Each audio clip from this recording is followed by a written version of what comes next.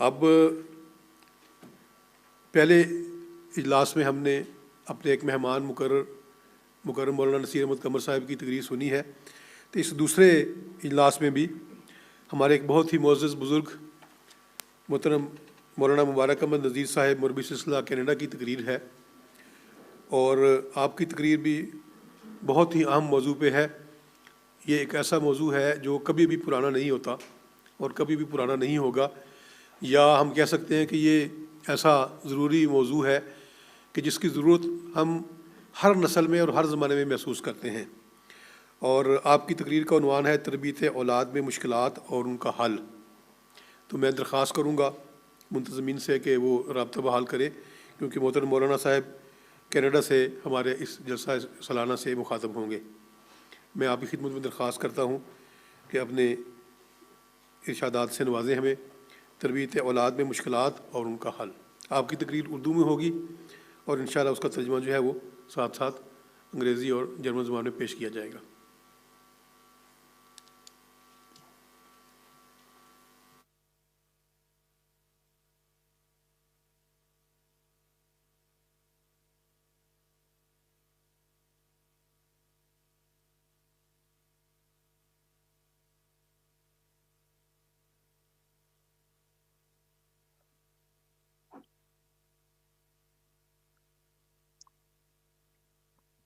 السلام علیکم ورحمۃ اللہ۔ اشہد ان لا الہ الا اللہ وحدہ لا شریک لہ واشہد ان محمدا عبدہ ورسولہ، اما بعد فاعوذ باللہ من الشیطان الرجیم، بسم اللہ الرحمن الرحیم۔ وزکریا اذ نادى ربہ رب لا تذرنی فردا وانت خیر الوارثین۔ اور زکریا کا بھی ذکر کر جب اس نے اپنے رب کو پکارا کہ اے میرے رب مجھے اکیلا نہ چھوڑ، اور تو سب وارثوں میں سے بہتر ہے۔ سورہ انبیاء ہے، آیت نمبر 90۔ ہم لوگ خوش قسمت ہیں کہ اللہ تعالیٰ نے محض اپنے فضل کے ساتھ ہمیں اس زمانے کے امام کو قبول کرنے کی توفیق عطا فرمائی۔ پھر اس فضل کے تحت اللہ تعالیٰ نے ہمیں قدرت ثانیہ کے ساتھ نیکی عطا فرمائی۔ اس حوالے سے ہم جتنا بھی اللہ تعالیٰ کا شکر ادا کریں کم ہے۔ الحمدللہ ثم الحمدللہ۔ چاہیے کہ جس طرح کا کوئی مسئلہ ہو، کوئی مشکل ہو، حضرت مسیح موعود علیہ السلام نے اس زمانہ میں حضرت صلی اللہ علیہ وسلم کی نیابت میں اس کا حل بتایا ہوا ہے، اور حضرت مسیح موعود علیہ السلام کے بعد خلفاء کرام نے رہنمائی کے اس سلسلے کو جاری رکھا ہوا ہے۔ اس لیے کوئی بھی موضوع ہو، ہر مقرر کا کام نہایت آسان ہو جاتا ہے، اور اس موضوع پر حضرت مسیح موعود علیہ السلام اور خلفاء کرام کے ارشادات پیش کر دے۔ چنانچہ اپنی اولاد کی تربیت کرنے میں جو مشکلات ہمیں درپیش ہیں، حضرت مسیح موعود علیہ السلام اور خلفاء کرام نے اس کا حل بتا چکے ہیں۔ ضرورت ہے کہ اس بات کی جو رہنمائی ہمیں مل چکی ہے اور مسلسل مل رہی ہے، ہم سب اس پر کار بند رہیں۔ دیکھیں، عام طور پر انسان کی خواہش ہوتی ہے کہ اس کی اولاد ہو جو اس کے کاموں کو آگے جاری رکھ سکے، جو بڑھاپے میں اس کا سہارا بن سکے۔ یہاں تک کہ اس آیت کی میں نے تلاوت کی ہے، اس میں اللہ تعالیٰ کے نبی حضرت زکریا علیہ السلام نے بھی دعا کی کہ اے اللہ مجھے اکیلا نہ چھوڑنا۔ اللہ تعالیٰ محض اپنے فضل کے ساتھ مجھے اولاد کی نعمت سے نوازے، لیکن ساتھ یہ بھی کہہ دیا کہ اے اللہ سب سے بہتر وارث تو تیری ذات ہے۔ یعنی اگر اولاد مل بھی گئی تو معلوم نہیں کہ ان میں کوئی صحیح رنگ میں تربیت کر پاؤں گا یا نہیں، معلوم نہیں کہ وہ میرے نیک کاموں کو آگے جاری رکھ سکیں گے یا نہیں۔ اس لیے میرے مولا ایک طرف تو میں اولاد کے لیے دعا کرتا ہوں، لیکن ساتھ ہی اس بات کا بھی اقرار کرتا ہوں کہ بہترین وارث بھی ہے۔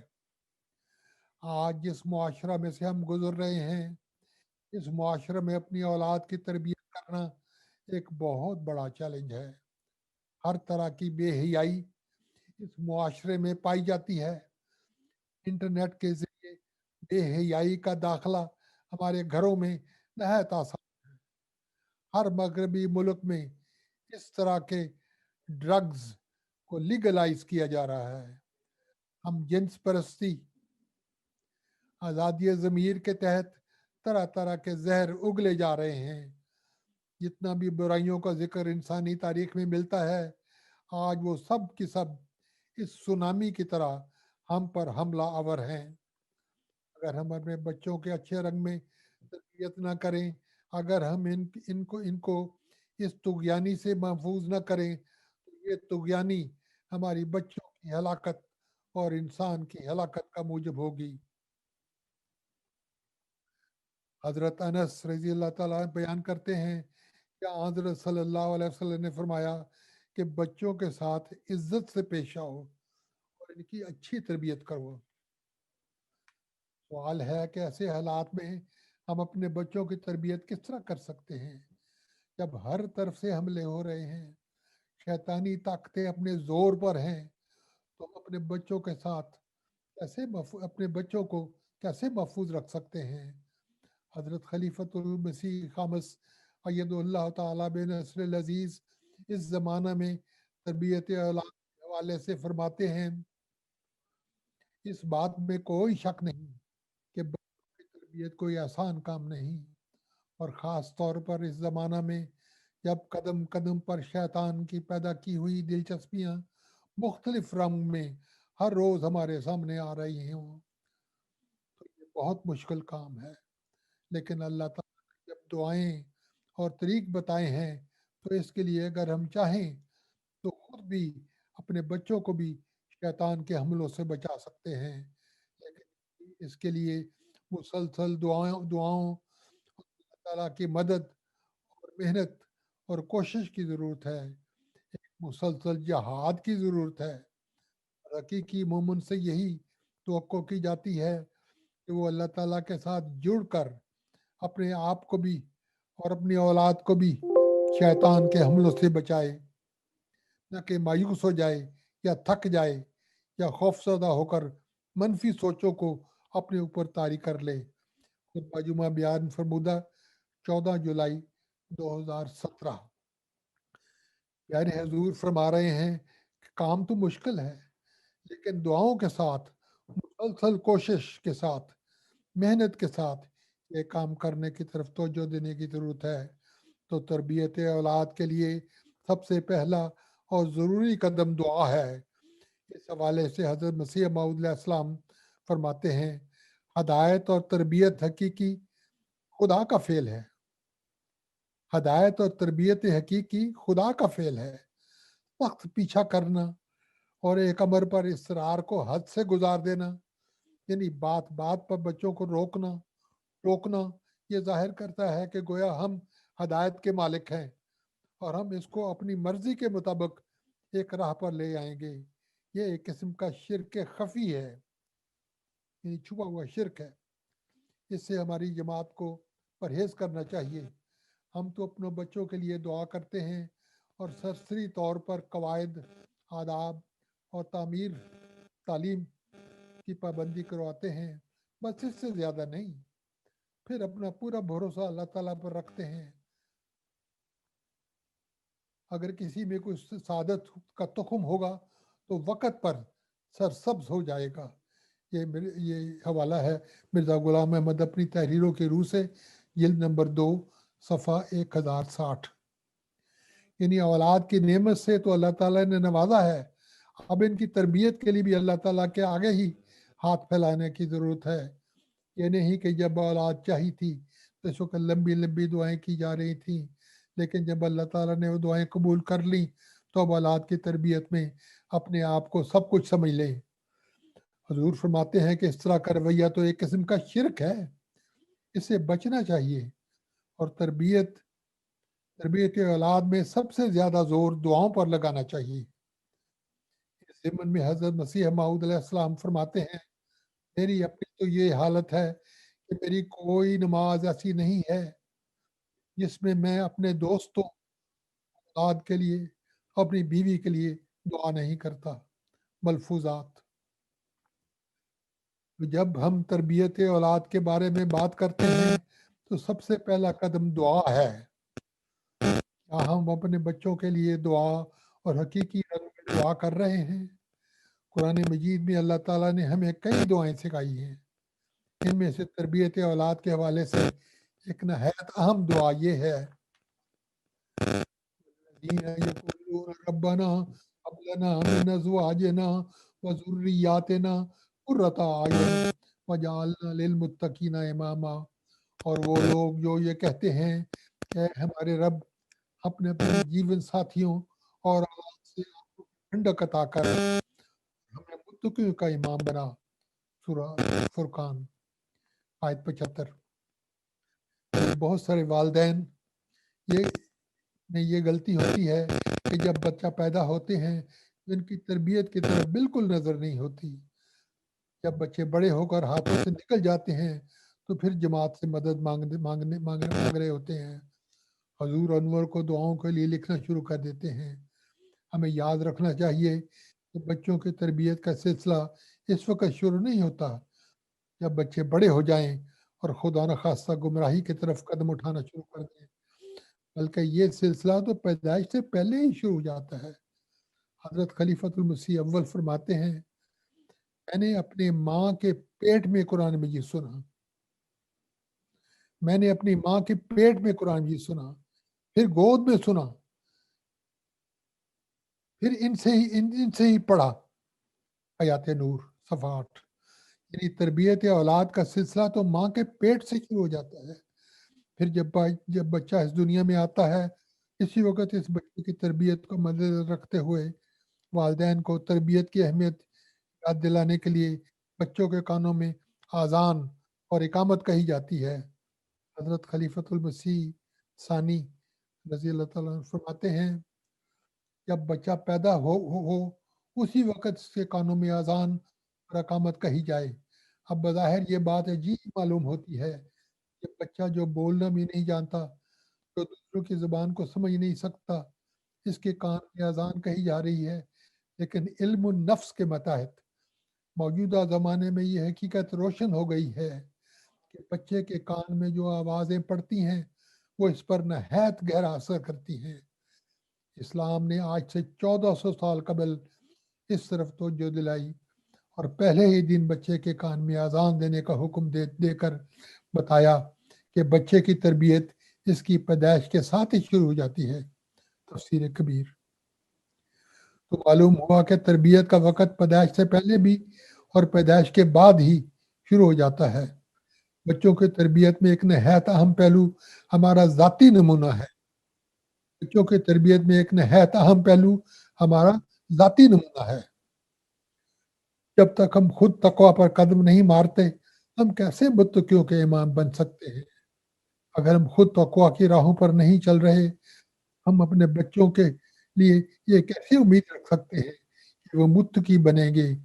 ہمیں اپنے ذاتی نمونے کی طرف دیکھنا چاہیے۔ ہم اپنے بچوں کے لیے کیا نمونہ پیش کر رہے ہیں؟ انگریزی میں ایک مشہور محاورہ ہے، an apple does not fall far from the tree۔ اس سے ملتا جلتا محاورہ اردو میں بھی پایا جاتا ہے کہ ایک درخت کی پہچان اس کے پھل سے ہوتی ہے۔ تو تربیت اولاد کے لیے نہایت ضروری ہے کہ ہم اپنے بچوں کے لیے ایک نمونہ پیش کریں، نیکی اور دین کی راہوں پر چلائیں۔ ابھی آپ نے سنا کہ کیسے حضرت خلیفۃ المسیح اول نے فرمایا کہ انہوں نے قرآن مجید اپنی ماں کے پیٹ سے سیکھا، پیٹ میں سیکھا۔ بچوں کی تربیت میں ماں کے نیک نمونے کے بارے میں حضرت مرزا بشیر احمد صاحب فرماتے ہیں، عام قاعدہ یہی ہے کہ نیک اولاد پیدا کرنے اور اولاد کو اچھی تربیت دینے کی جو اہلیت ایک نیک ماں رکھتی ہے وہ ہرگز ہرگز ایک بے ماں کو حاصل نہیں ہوتی. نیک اولاد پیدا کرنے اور نیک بچے بنانے میں ظاہری اسباب کے ماتحت 90% حصہ دیندار ماؤں کا ہوتا ہے. تربیت اولاد کے 10 سنہری گر، صفحہ نمبر 9.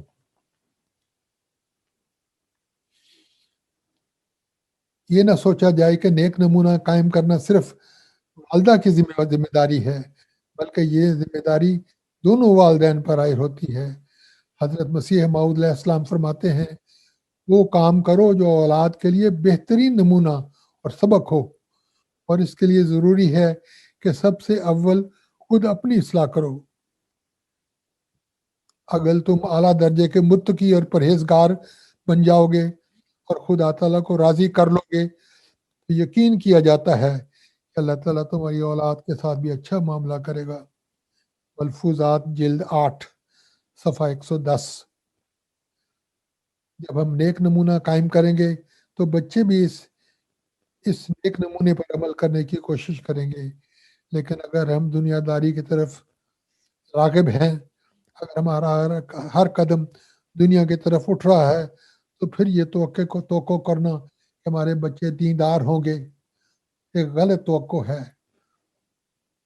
تو دیکھنے کی ضرورت ہے کہ ہم اپنے نمونے کے ذریعے اپنے بچوں کو کس طرف لے جا رہے ہیں. حضرت خلیفۃ المسیح رابع فرمایا کرتے تھے children are very intelligent, they know which side of the bread is buttered. حضور نے فرمایا کرتے تھے کہ اگر بچوں کے بارے میں اسکول سے فون آئے کہ انہوں نے اپنا کام نہیں کیا تو والدین فوراً ناراضگی کا اظہار کرتے ہیں. لیکن اگر بچہ نماز ادا نہ کرے یا دیگر دینی فرائض کی طرف سے لاپرواہی ہو رہی ہو تو کیا اس وقت بھی والدین ناراضگی کا اظہار کرتے ہیں؟ یعنی جو نمونہ والدین خود پیش کریں، وہ جو ترجیحات والدین خود قائم کریں، بچے اسی کے مطابق پرورش پائیں گے.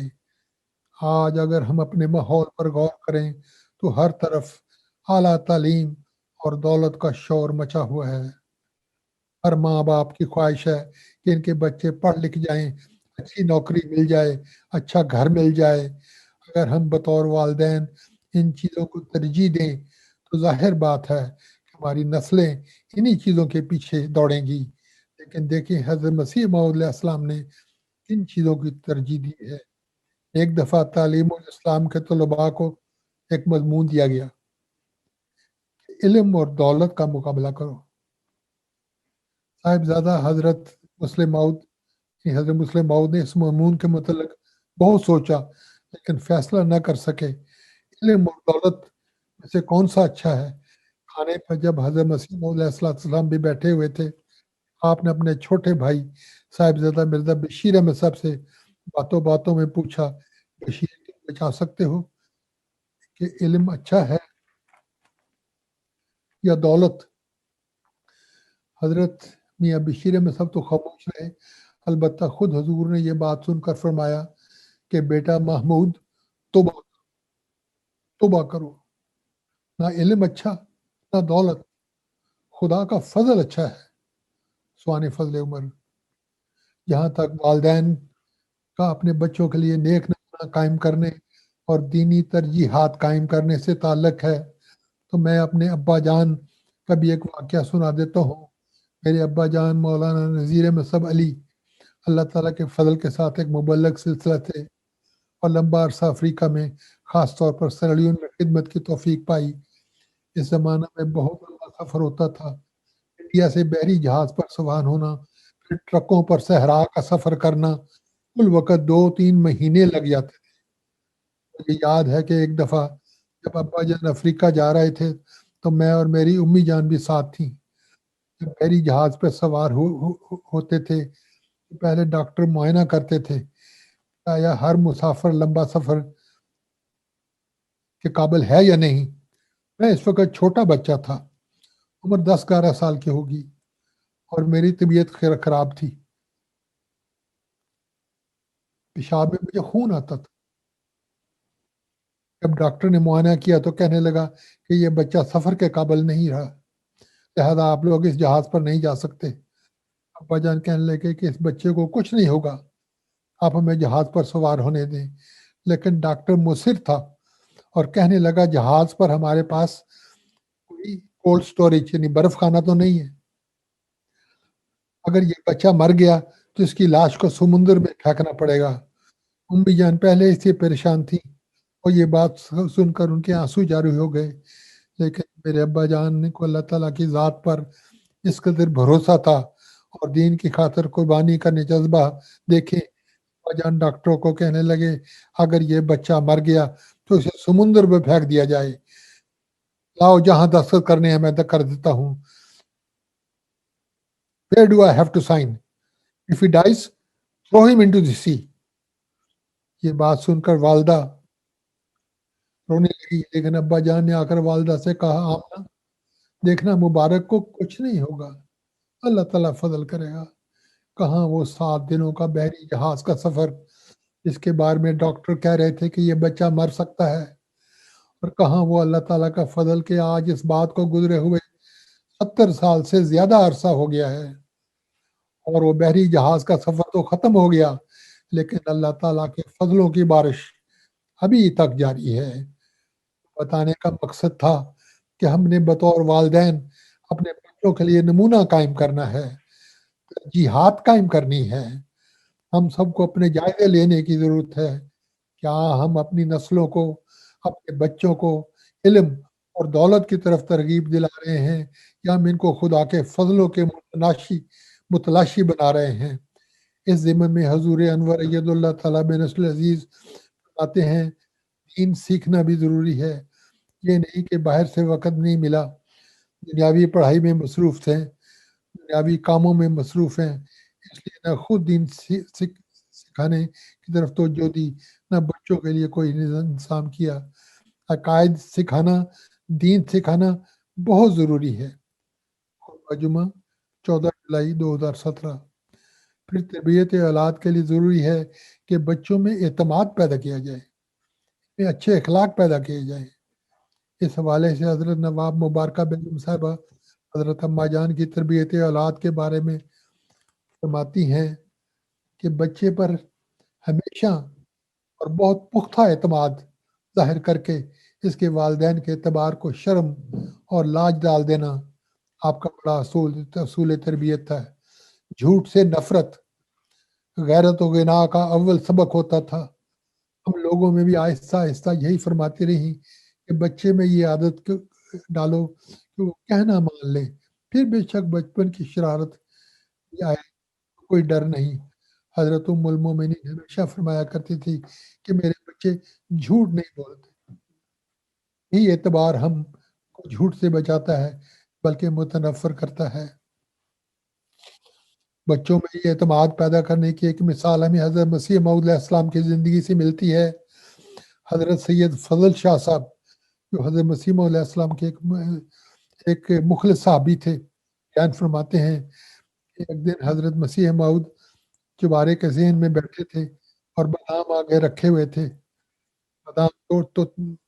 میں بادام توڑ رہا تھا، اتنے میں حضرت میاں بشیر الدین محمود احمد جن کی عمر اس وقت 4-5 سال کی ہوگی تشریف لائے اور سب بادام اٹھا کر جھولی میں ڈال لیے۔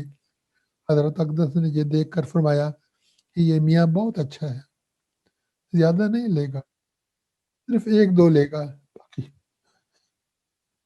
باقی سب ڈال دے گا۔ تو حضرت صاحب نے یہ فرمایا، میاں نے جھٹ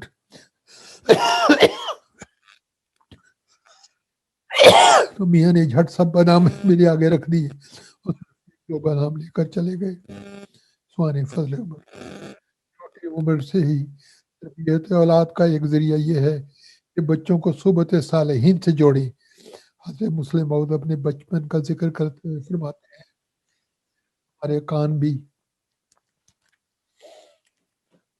ہمارے کانوں میں آج تک وہ آوازیں گونج رہی ہیں جو ہم نے حضرت مسیح موعود علیہ السلام سے براہ راست سنی۔ میں چھوٹا تھا مگر میرا مشغلہ یہی تھا کہ حضرت مسیح موعود کے مجلس میں بیٹھا رہتا تھا اور آپ کی باتیں سنتا تھا۔ سبحان فضل عمر۔ جلد 1 صفحہ 112۔ آج ہم ایسے زمانے سے زندگی گزار رہے ہیں کہ صحبت صالحین کے انگنت مواقع ہمیں میسر ہیں۔ جب ہم چاہیں اپنے ٹی وی پر، اپنے فون پر خلیفہ وقت کی مجلس میں شامل ہو سکتے ہیں۔ ہر جمعہ کو ہم خلیفہ وقت کی مجلس میں بیٹھ کر خطبہ جمعہ سن سکتے ہیں۔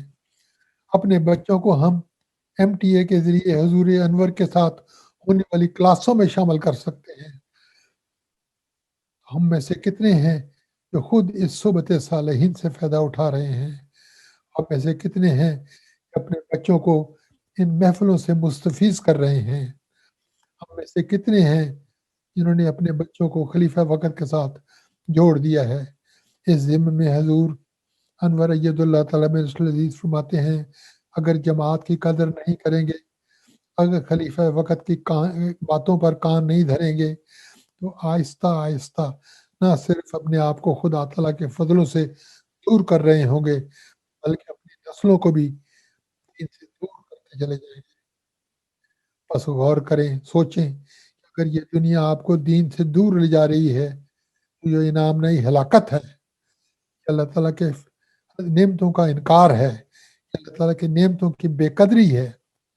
خطبہ جمعہ 23 اپریل 2010۔ تربیت اولاد کا ایک ذریعہ یہ ہے کہ بچوں کو نظام جماعت کے ساتھ جوڑا جائے۔ جماعتی پروگرام ہیں، ذیلی تنظیموں کے پروگرام ہیں، ان میں بچے شامل ہوں۔ اس حوالے سے حضور انور فرماتے ہیں، ماں باپ کو بھی جماعتی نظام سے یا ذیلی تنظیموں سے بھرپور تعاون کرنا چاہیے۔ اگر ماں باپ کسی قسم کی کمزوری دکھائیں گے تو اپنے بچوں کی ہلاکت کا سامان کر رہے ہوں گے۔ خاص طور پر گھر کے جو نگران ہیں یعنی مرد، ان کا سب سے زیادہ فرض ہے اور ذمہ داری ہے کہ اپنی اولادوں کو اس آگ میں گرنے سے بچائیں، اس آگ کے عذاب سے خدا تعالیٰ نے آپ کو اور آپ کے بڑوں کو بچایا ہے اور اپنے فضل سے زمانے کے امام کو ماننے کی توفیق عطا فرمائی ہے۔ خطبہ جمعہ 23 اپریل۔ یہاں نہ صرف اس بات کی توجہ دلائی گئی ہے کہ بچے کو نظام جماعت کے ساتھ جوڑیں، لیکن دوبارہ یہاں یہ بات بھی واضح ہو گئی ہے کہ مردوں کا بھی تربیت اولاد میں ایک گہرا حصہ ہے۔ ہم ایک ایسے زمانے میں سے گزر رہے ہیں کہ جہاں بہت زیادہ سہولتیں میسر ہیں۔ انہی سہولتوں میں ایک سہولت انٹرنیٹ کی ہے۔ دیکھیے، اس انٹرنیٹ کی وجہ سے ہزاروں میل دور بیٹھ کر بھی آپ کے جلسہ سالانہ میں براہ راست شریک ہو رہا ہوں۔ اسی انٹرنیٹ کی بدولت ہم ہر جمعہ کو حضور انور ید اللہ تعالیٰ بن رسول عزیز کی صحبت سے مستفیض ہوتے ہیں۔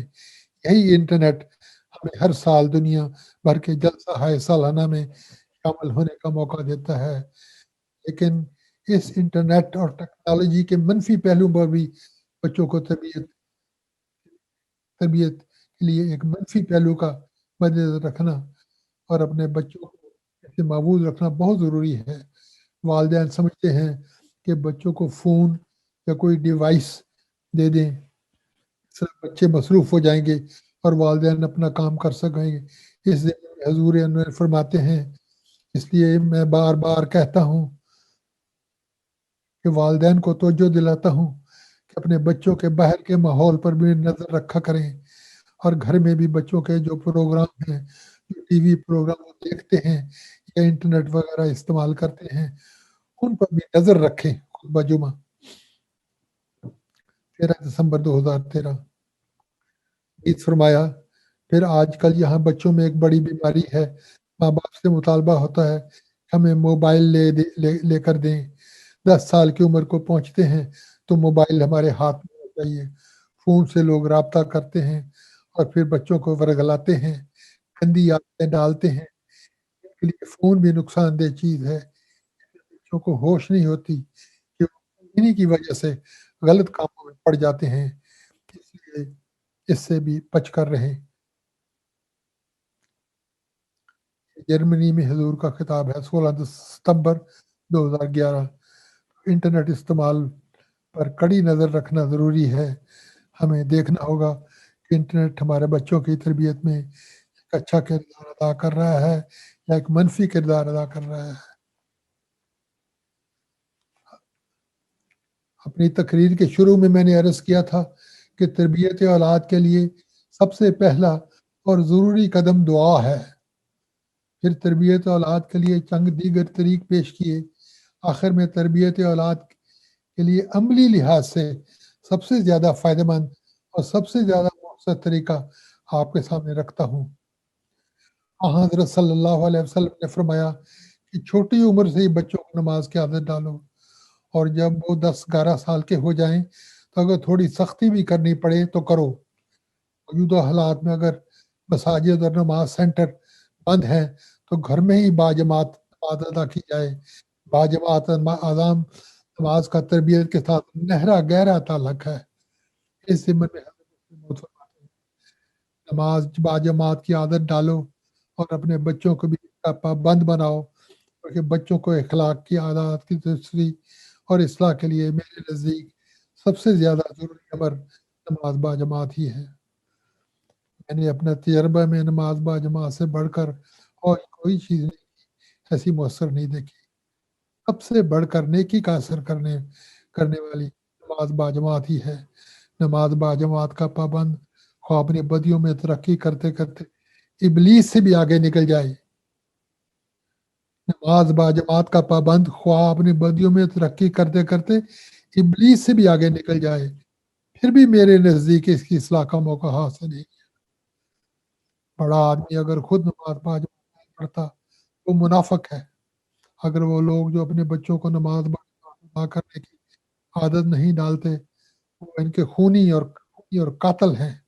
اگر ماں باپ بچوں کو نماز باجماعت کی عادت ڈالیں تو کبھی ان پر ایسا وقت نہیں آ سکتا یہ کہا جا سکے کہ ان کی اصلاح ناممکن ہے اور قابل علاج نہیں رہے. تفسیر کبیر. آج ہمیں اپنی نسلوں کی تربیت میں سب سے زیادہ خطرہ اس معاشرے کی برائیوں اور بے حیائیوں سے ہے. نماز ایک ایسی چیز ہے ہماری نسلوں کو ان چیزوں سے محفوظ رکھ سکتی ہے. حضرت مسیح موعود فرماتے ہیں نماز ایسی چیز ہے کہ اس سے دنیا بھی سنور جاتی ہے اور دین بھی. نماز تو وہ چیز ہے کہ انسان اس کے پڑھنے سے ہر طرح کی بدعمالی بے حیائی سے بچایا جاتا ہے. الحکم 10 جنوری 1908. آج کے معاشرہ میں بچوں کی تربیت کرنا ایک نہایت مشکل کام ہے، لیکن جیسا کہ ہمارے پیارے امام حضور انور اید اللہ تعالیٰ بن فرمایا کہ دعاؤں کے ساتھ مسلسل محنت کے ساتھ اگر دونوں والدین مل کر اس کام کی طرف توجہ کریں اللہ تعالیٰ کے فضل کے ساتھ یہ کام سر انجام دیا جا سکتا ہے. دیکھیے ہمارے بچے ہمارا کل ہے، ہمارے بچے ہمارا مستقبل ہے، بلکہ تمام انسانیت کا مستقبل ہے. اگر ہم ان کی تربیت کرنے میں غفلت اختیار کریں گے تو ہم اللہ تعالیٰ کے حضور جواب دہ ہوں گے کہ جو امانت ہمیں ملی تھی ہم نے کما حق ہو اس کا حق ادا نہ کیا. ہمارے گھر میں ہر بچہ جماعت کا ایک امانت ہے، اور جس طرح دلہن کو سجا کر اس کے گھر بھیجا جاتا ہے ہماری ذمہ داری ہے کہ ہم اپنے بچوں کی آسن رنگ میں تربیت کر کے ان کو جماعت کی خدمت کے لیے پیش کریں. اللہ تعالیٰ ہمیں اپنی نسلوں کے آسن رنگ کی اور جماعت کے لیے فائدہ مند وجود پانے کی توفیق عطا فرمائے. یا بشیر میں سب کو میں نے ذکر کیا ہے.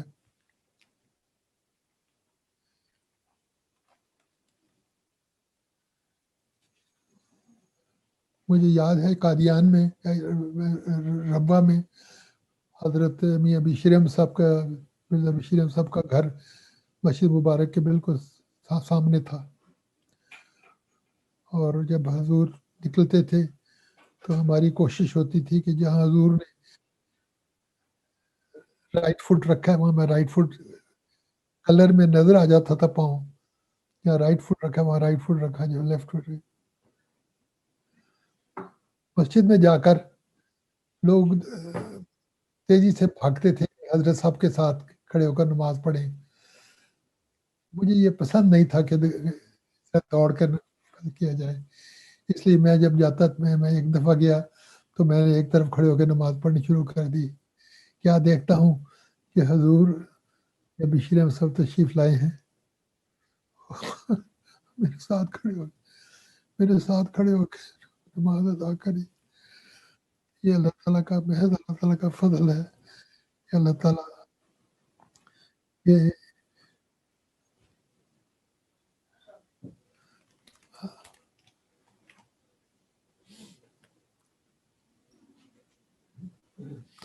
اپنی تقریر کے شروع میں نے عرض کیا تھا کہ تربیت اولاد کے لیے سب سے پہلا اور ضروری قدم دعا کا ہے. پھر تربیت اولاد کے لیے چند دیگر طریق پیش کیے. آخر میں تربیت اولاد کے لیے عملی رنگ میں سب سے زیادہ فائدہ مند، سب سے زیادہ مؤثر طریقہ آپ کے سامنے رکھتا. ہاں حضرت صلی اللہ علیہ وسلم نے فرمایا کہ چھوٹی عمر سے ہی بچوں کو نماز کی عادت ڈالو. جب وہ 10 سال کے ہو جائیں اگر تھوڑی سختی بھی کرنی پڑے تو کرو. موجودہ حالات میں اگر مساجد اور نماز سینٹر بند ہیں تو گھر میں ہی باجماعت نماز ادا کی جائے. باجماعت نماز کا تربیت کے ساتھ نہایت گہرا تعلق ہے. اس ضمن میں حضرت مسلم موعود فرماتے ہیں نماز کی عادت ڈالو، اپنے بچوں کو بھی اس کا پابند بناؤ. کہ بچوں کو اخلاق اور عادات کی درستی اور اصلاح کے لیے میرے نزدیک سب سے زیادہ ضروری امر نماز باجماعت ہی ہے.